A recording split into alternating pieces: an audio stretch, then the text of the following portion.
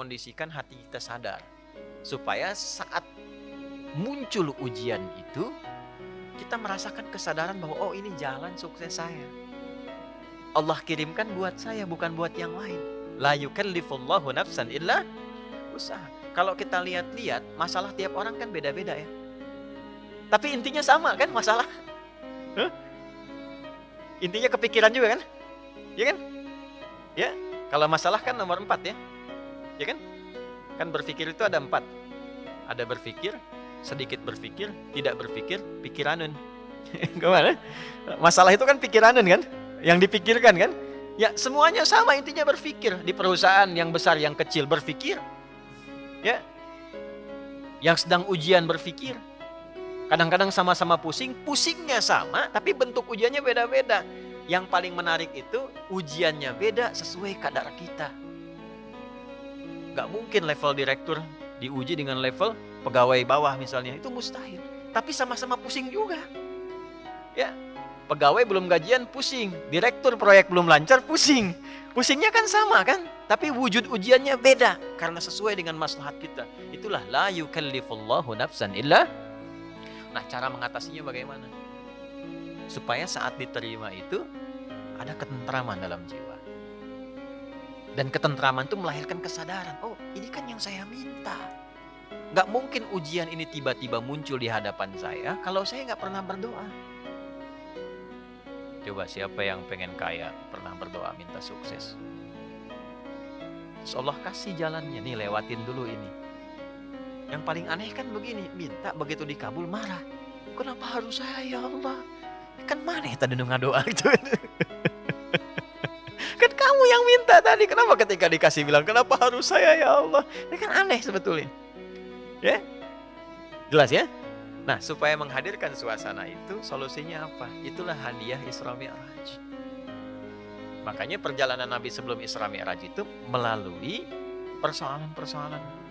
Supaya sadar hidup itu gak ada yang lurus terus. Tidak ada yang nyaman terus. Ya, Nabi itu sebelum Isra Mi'raj itu apa peristiwanya? Diganggu di Mekah. Lalu berharap di Taif itu ada pelindung.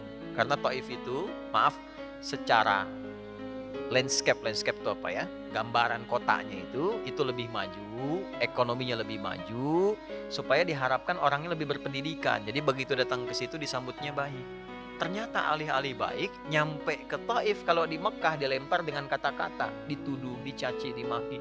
Ke Taif dilempar dengan batu. Nabi terluka, anak angkat beliau terluka juga Zaid. Istirahat, datang malaikat 2 turun. Ya Muhammad ya Rasulullah, kama qala ya Rasulullah, mud yadaika ilas sama, angkat tanganmu minta kepada Allah supaya kami ini diperkenankan mengangkat 2 bukit untuk menghimpit orang-orang yang telah melukaimu ini. Apa jawab Nabi? Perhatikan kalimatnya. La fa innahum qaumun la ya'lamun. Mohon jangan lakukan, karena mereka melakukan itu kepada aku karena belum tahu saja tentang aku. Bukan karena benci. Karena belum tahu. Kalau orang belum tahu dia apakan? Diberitahu, bukan dimarahi. Bukan dicaci. Jadi boleh jadi ada yang mencela itu karena belum tahu. Nah, kalau kita tidak merasa harus dicela, ya, dan tidak merasa celaan itu ada pada diri kita, kenapa mesti marah? Jelas ya? Maka apa yang terjadi? Perhatikan doanya. Aw kama qala ilahi ila man taqiluni a ila qaribin yu'dhini am ila ba'idin yu'limuni fa ana radin ma lam taghdab alayya wala haula wala quwwata illa billah. Ya Allah, setelah aku bertugas di sini dan dilempari oleh orang-orang di sini, kemana lagi engkau akan perjalankan aku setelah ini? Apakah tempatnya masih dekat dan aku akan dilempari lagi? Ataukah tempatnya jauh dari sini dan aku akan disakiti lagi? Aku ridha dengan itu ya Allah, selama itu perintahmu sepanjang engkau tidak marah kepadaku. Itu poinnya, tolong garis bawah ini. Sepanjang engkau tidak marah kepadaku, apapun yang kau perintahkan aku kerjakan. Apakah tempatnya masih dekat atau jauh dan aku akan disakiti lagi? Dari situlah turun undangan Isra dan Mi'raj. Ternyata bukan cuma di bumi, diperjalankan langsung sampai dengan ke langit. Subhanalladzi asra bi'abdihi lailam minal masjidil haram ilal masjidil aqsa alladzi barakna haulah linuriyahu min ayatina innahu huwas samiul basir. Turunlah peristiwa Isra Mi'raj. Undangan itu turun. Asalnya dari situ. Jadi ketika kita itu sadar bahwa semua apa yang kita alami ini ujian dari Allah untuk membantu kita meningkatkan kualitas hidup, mengabulkan doa kita, disitulah anugerah akan turun. Tapi kalau kita banyak mengeluh, capek. Ya, ini saya kasih gambaran gini. Ibu tahu cacing nggak? Cacing tahu ya? Mas tahu cacing ya? Pak, cacing itu kalau saya punya wajan tuh buat gorengan, panasin. Cacingnya dikesituin tuh. Ya. Kalau belum panas kan dia diam ya. Kalau udah dipanasin dia ngapain? Ah, rungkel-rungkel tuh. Orang Banten rungkel-rungkel. Ya. Ngapain cacingnya? Hah? Gerak-gerak gitu kan? Gede. Kenapa? Kenapa? Panas. Bukan. Bukan karena kepanasan, karena cacing tidak bisa mengeluh. Aduh, panas. Aduh. Enggak. Dia bergerak mencari solusi. Ya. Ya kan? Hah? Pernah nggak dengar cacing? Aduh, nggak pernah kan? Kenapa harus saya? Kenapa? Nggak pernah begitu. Kejamnya, oh, nggak pernah. Ya. Yang dicari solusi. Nah, cacing dihisap tidak? Tidak. Kita dihisap tidak? Cacing tidak dihisap, tapi menjadi umpan untuk makanan kita. Kita yang sering ngumpanin cacing, tapi nggak belajar dari cacing tuh. Kenapa harus selalu ada keluhan? Yo, cicak. Cicak makanannya apa? Nyamuk. Cicak bisa terbang nggak? Nyamuk bisa terbang. Di mana logikanya hewan yang tidak bisa terbang, makanannya terbang? Tuh. Tuh kalau nyamuknya pintar, dia punya akal. Ya, jadi mainan cicak tuh. Cicak gitu kan? Ya, tapi lihat kuasa Allah tuh. Orang tua kita cuma ngajarin sedikit, cicak di diam-diam datang seekor. Kok datang seekor nyamuk? Bukan cicak mendatangi nyamuk, nyamuknya datang. Siapa yang mendatangkan nyamuk ke cicak itu? Apa pernah cicak mengeluh? Tidak mengeluh. Nah, itu binatang.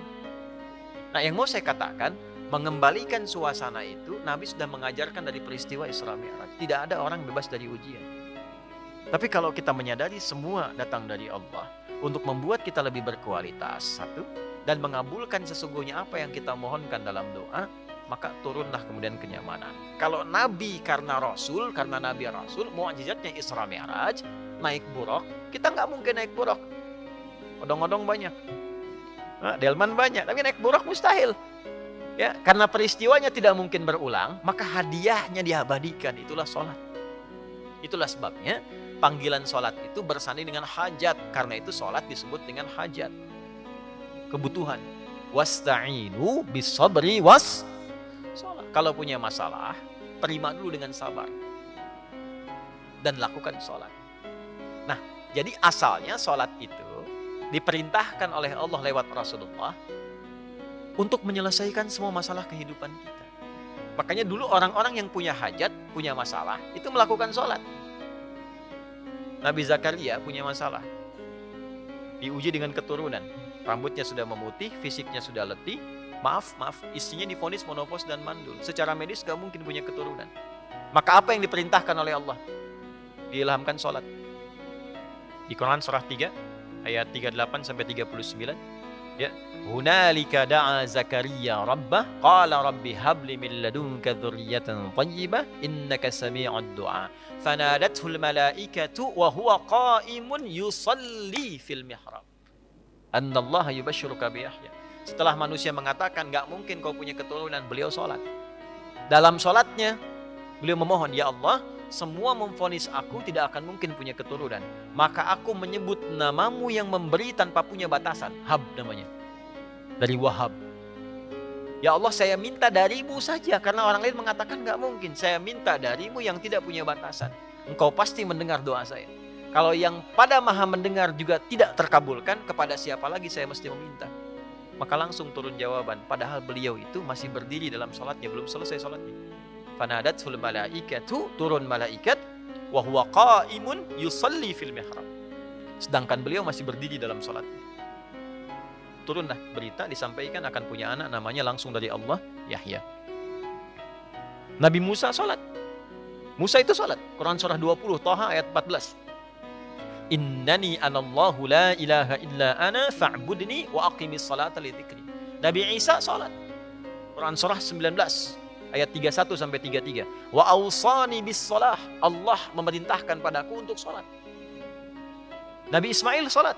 Quran surah 19 ayat 55. Wa kana ya'muru ahlahu bis shalah. Bahkan Nabi Ismail itu meminta semua keluarganya jangan tinggal sholat, jangan tinggal sholat.